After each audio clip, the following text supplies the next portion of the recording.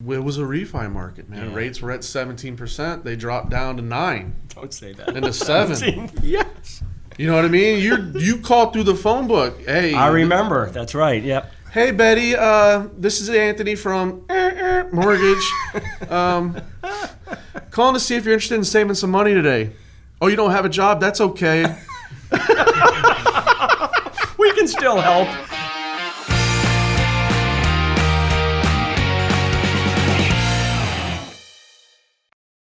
Anthony, kind of digging a little bit deeper, at what point should someone decide if they should get into coaching, meaning to get a coach? To get a coach? Like, do you have to be at a certain level? Like, talk to me about... So when people, it's funny to see the new people in the industry, they're always like, what CRM should I have? Or what lead should I be buying? F that. Your first hire is a coach. So That's where you start. So you're saying from a rookie standpoint, the very first investment you should make in your busin's is getting a coach. Yep. And that's one of the reasons why we've developed different programs within the Hero Nation too. Is it's going to cost you a couple bucks, right? Mm-hmm. We've put together group coaching. It's called Fuel, and you're meeting with a coach once a week for 30. Mine run a little long. Forgive me, Wayne. And a group of people that are in there. It's a smaller group. On Wednesdays, it's a big group. We've had up to 70 people on Zoom chat, and Wayne leads this call. And then we separate and break up for later on in the week or whatever with a smaller group of people, right? Okay. So there's the cost. There's a cost savings, I think, is what you're getting. So at, that's right? the intro, right? Yeah, so okay. I mean, it's $97 a month. I think it used to be. He dropped it because he's very passionate for people, and you get to be surrounded with all these great people, Mm-hmm. and there's people like you too, though, rookies and whatnot, but you're getting coaching. Mm-hmm. Right, you're able to ask questions, and the cool thing about the community is, like, even in the private Facebook group, you can ask a question, someone will answer it. Mm-hmm. Or if you say, "Hey, can I bend your ear for a little bit?" Everybody's giving. They want it. It's kind of like our company, right, where no one's afraid to help each other out, and that's what this is. I think when people jump in and don't have the coach, they make a lot of wrong decisions. Hence, the 20-something years of our business. Dude, you're taking me back to a time that is a little painful for me, actually, right? Because you're making me think of going back to when I was a rookie. And I got into this business in April 2007. Great time. I'm the smartest guy in the room, clearly, right? So, dude, knowing now what I didn't know then is painful, right? In a lot of ways. We could spend a half an hour talking about that, but here's the thing. I realized I went to go work for a great company, by the way. But we talked about that coach-mentor relationship. I had neither. Okay? So there I was, new to this business, market crashing around me. I'm trying to figure it out on my own, and I would consider myself a pretty talented person even 15 years ago, right? But I didn't know what to do. So, like, I started buying into this or buying into that, and I spent tons of money on things that bore no fruit. And what I really needed was somebody to kind of show me the way and make, to your point, I would have gotten there way faster. But instead, I took almost 2 years doing it wrong, doing it slow, making mistakes, not learning as well either. Because here's the other thing a coach will do for you is when you make mistakes, they help you see the opportunities in them. Not that just they were mistakes. Because we tend to like, dude, I screwed up. We get down on ourselves. We end up in a corner with a blanket over us. Hiding. Hiding, right? Instead of somebody saying, hey, dude, what did you learn? Quit looking at this like a failure. I think that's huge because I think there's a lot of people listening or watching to this right now. The aha for me, I've been doing this forever. Dude, right out of the gate, you got to get somebody in your corner to help you out. And I think a lot of people have this on their business plan for when I get to here. If I get to 10 million a year, I'll get a coach, and that coach will help me get to 20. Yeah. Right? When, right? Yeah. It's That's not you're easy. leaving yourself a way out. Yeah. It's like that's a victim mentality. I have something to blame something on. Yeah. If I get there, I didn't get there because I didn't do this. No one told me. It's this person's fault. It's bull. You're a victor. You figure it out, but have someone there to help you figure it out. Mm-hmm. Yeah. Yeah. Don't blame your problems. Yeah, I mean, back to what we talked about earlier, you have to be in the business and have a mentor. Whether it's mortgage business, real estate business, you've got to have somebody when you're new, if you're a rookie, to have any chance of success guide you. I mean, back in the day when we started, it was there's your desk, good luck, go for it. Told the story last night. mean, The yellow notepad. Yeah, phone book. I literally would drive real estate office to real estate office with printed rate sheets. I'd wait for you to come out. I'd watch Mosely come out, and I'd go and steal your rate sheet and put mine in. That was, how long did we do that, right? I mean, then you realize it bore no fruit. Yeah. I mean, nothing. You had to actually be in the office and find a way to sneak down the hall and get in front of somebody. I never did a purchase transaction till like my 5th year into the industry. Wow. Yeah, so 99 to say 2005, So did you intentionally not want to do business with realtors, or you just... It was a refi market, man. Yeah. Rates were at 17%. They dropped down to 9 Don't say that. and to 7. Yes. You know what I mean? You called through the phone book. Hey, I remember. That's right. Yep. Hey, Betty. This is Anthony from Mortgage. Calling to see if you're interested in saving some money today. Oh, you don't have a job? That's okay. We can still help. Hey, Yeah. Anthony, I don't know that you needed a coach for that. You're upside down. Your value's upside down. We go to 125. Yeah. You're good. No, that was the boiler room days, man. That was and I, like I said, I told that story, and I remember the first purchase transaction. No, man, I remember what it was. This is, it was like we were scared of realtors back then. And like a lot of LOs are scared of realtors now. Today, yes. Yeah, they're humans, I man. mean, Get to know them and learn what Let's cut to the chase right now. Anytime I see somebody in a chat group, right, and they're talking about like trying to reinvent the wheel, trust me, trust all three of us, you need to be in business with realtors. If you're going to be successful long term in this business, Whether rates are 4% or 14%, you need to have real estate agents relationships always with sell realtors. homes. and food, clothing, shelter. And I will tell you this: if you're a realtor, I've had the pleasure of becoming friends with Dave Jenks. If you don't know who he is, you haven't read enough books in this industry yet. But I remember seeing him at one of our events, and one of the things he said, this is when the last shift happened. Was it 2 years ago? So like every 2 years we have a shift. He said, he wrote the book Shift. Everybody go read the book Shift. Go read the book. Yep. Shout out to Dave Jenks. And he said, if you're a realtor out there now, and we talked before he went up on stage, I was all giddy. He said, you need to have a good lender. Correct. And he goes, and I'm not talking about the one that has the lowest fees and the lowest costs and tells you they can close on time. I'm talking about the one that's going to help you get out there and market and generate business. Mm-hmm. Not just getting money from them, but being that team. And I see it. I just saw Justin Kelly down there, and my most successful LOs have great relationships with great realtors, and it brings success to both parties. Mm-hmm.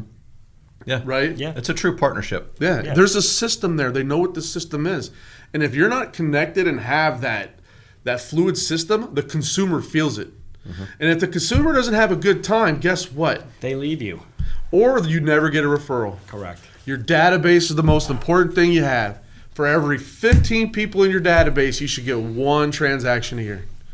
And if they don't like you and they don't know you, man, we could go into a whole nother topic of database, man. We're going to go 100 days to greatness, Buffini. That's passion right there for me is database. It's a live organism, right?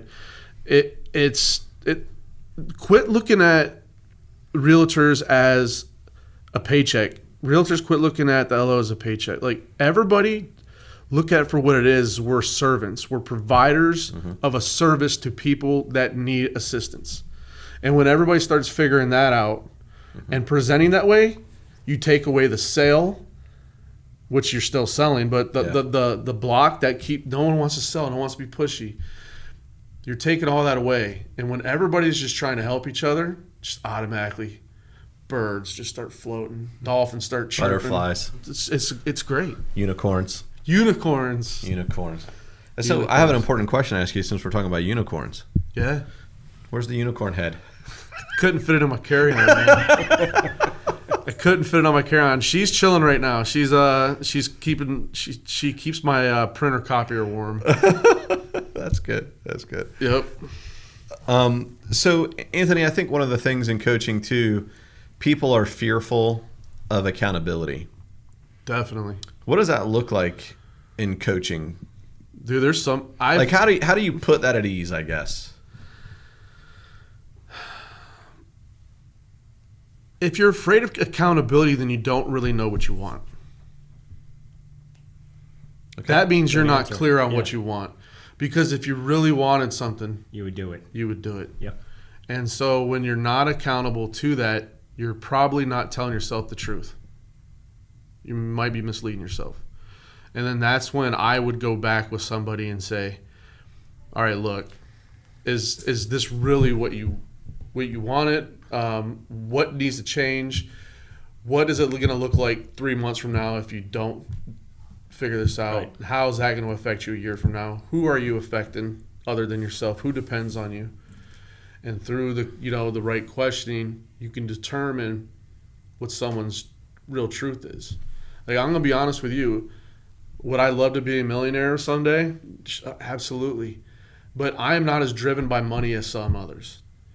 And it's had the perception sometimes for my clients that don't know me or people that haven't talked to me yet of Anthony's not driving a Lamborghini, he must not be a good coach.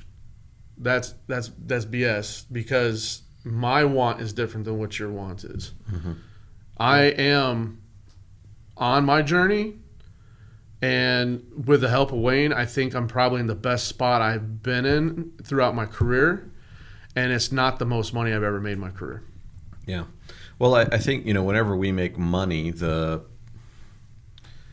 goal or whatever of what we're trying to do, like at some point, enough is enough, right? And so I heard Gary Keller say one time that, I'm sorry, not Gary Keller, it was actually John Maxwell who said that money does two things. It gives you options and it allows you to help other people. Yep. Right? So the options is, I'll just give you an example, like I can send my kids to public school, or I can send them to private school, if that was important to my wife and I, right? Mm-hmm. And the help lets me help other people. You were talking about the loan officer that you coach, that one of their goals is to provide that children's center, mm-hmm. right? That's helping other people. So you look at those two analogies, that it lets you have options and it lets you help other people. None of those things anybody else in your life can measure for you. No. Right?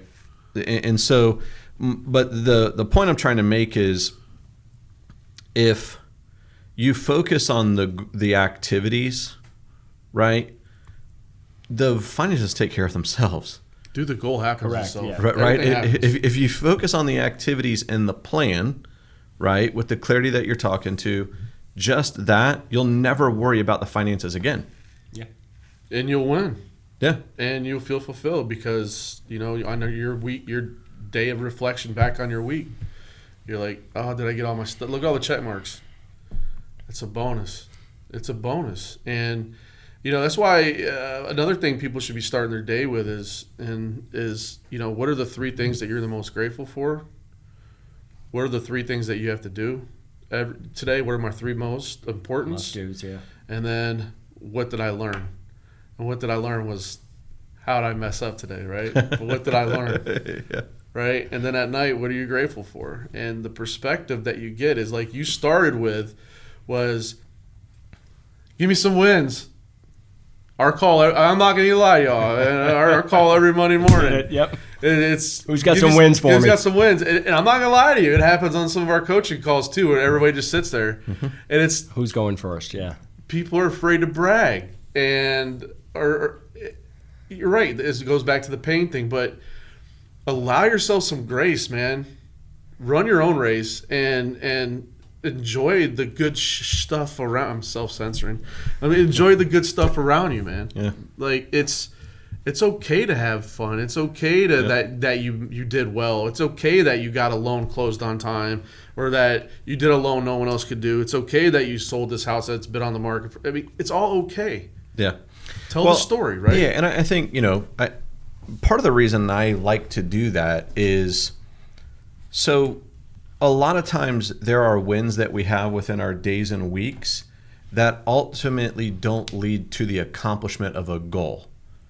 Okay? So let's say the goal for the week was, hey, I needed to do 15 pre-approvals.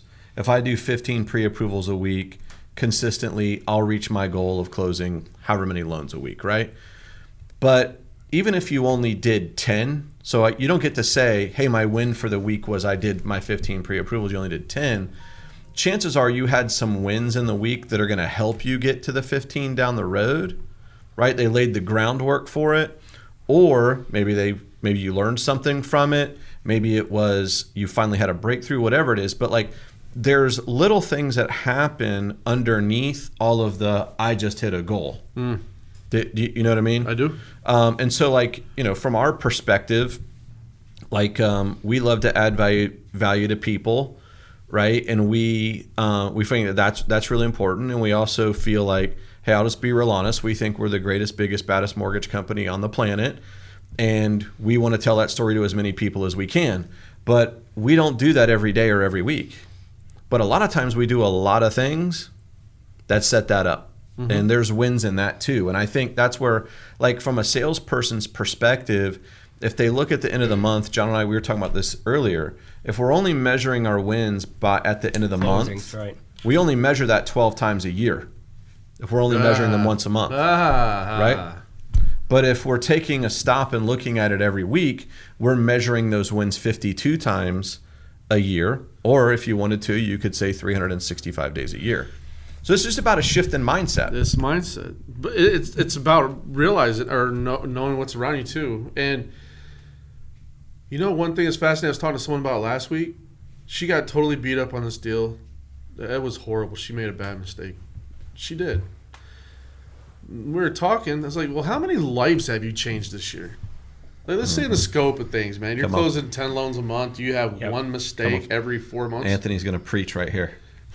How many lives have you changed? I mean, just think about it. How many people did you put in a home? And majority of them deals are probably difficult, right? That someone said no to at another bank. Or that would, if they're hit a roadblock, they'd say no. Mm-hmm. And that's the one thing I love about our system and our ops here at VanDyk is they will figure it out, right? Yep. Now, it might prolong it. It might cause some issues. It creates tension. Yep. But when you step back and look at it, you're like, dude, that was a rough one. Yeah. But that was a damn good story. But and the ending was and awesome. So from a coaching perspective, where Anthony brought that person was from focusing on a failure to focusing on the wins. Success. The win. Right? And that's where, like, again, we said earlier in the podcast, you can tell me 5 things that went wrong, but you can't tell me one good thing that happened this week. I promise you more good happened than the bad. Yeah. Dude, and I think it's important that Just when you have that moment like that where a deal goes sideways, and it's going to happen to everybody at every level, it's how quickly you get back on track and you have somebody redirect you and start doing the activities that are going to bring you back on track instead of just sitting there in the corner, curled up, because you may have lost a referral partner. I mean, you've got to refocus. And one of the things, when you talk about measuring, every day you've got to do your must-dos. I mean, first thing, you've got to be generating leads. You can't, the first thing you do, you open your email, you start checking your loan files. You've got to get back on track. And what's going to make me money 60, 90 days down the road? Forget about this week, this month. That's done and gone. These are just, I'm watching them close. I got to go out and get new business and hunt for more.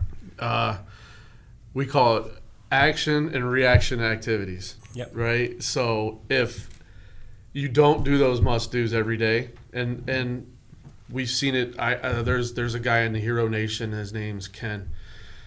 That dude is a widely successful realtor, and this is where I learned that you don't need to work 80 hours a week to be a success, and people need to understand that. It's about design of your life and your schedule. That dude is on the lake fishing every day by noon, and he catches these massive bass, and he is a great human being. Takes his granddaughter out with him. That's awesome. But he gets his business done. He knows when he's doing it, what he's doing it, up until this time, and then he's out. Yeah. Yep. Right? And everybody can do that if that's what you want to do. But you got to build that schedule, and then you have to remain accountable to it. Mm-hmm. And then you have to do it consistently until it becomes a habit. And then from there, it becomes fun. So you're jumping out of bed in the morning instead of going, damn, man, I got to make my calls. You know, because it is tough. I can't wait to make those calls. I'm fishing by noon. I like that. Yeah, I like it. Anthony, is there anything that we did not ask or did not cover you think would be important to this conversation? No. Right. Here's what I will say is that everybody fails. Everybody sucks at one point, right? Things happen. I mean, we look at it's the overcoming of it that, and you've mentioned this a few times, but that's what makes us who we are. If you look at everything, I'm a huge Cowboys fan. I know. Sorry, man. Sorry. But Dak Prescott breaks his leg. He could have gave up. He's going to come back this year, and hopefully he writes the Cinderella story. I watched that documentary on Alex Smith. Wow, that's a great story. Dude, that Alex Smith will make you want to cry. He almost died from a compound fracture in his leg. Came back and took team to the playoffs last year. Yeah. And we look at Tom Brady. I mean, he deflated footballs, and when they filled him back, we're going to have to edit this part out. But the point is going down the Brady road. The point is, it's coming. It's the Getting mathematical equation that I love that Wayne's giving me, and I share this with all my people, and I love it when they regurgitate it back to me. They're like, I did this today, I did this. Hey, Anthony, the situation plus your reaction equals the outcome.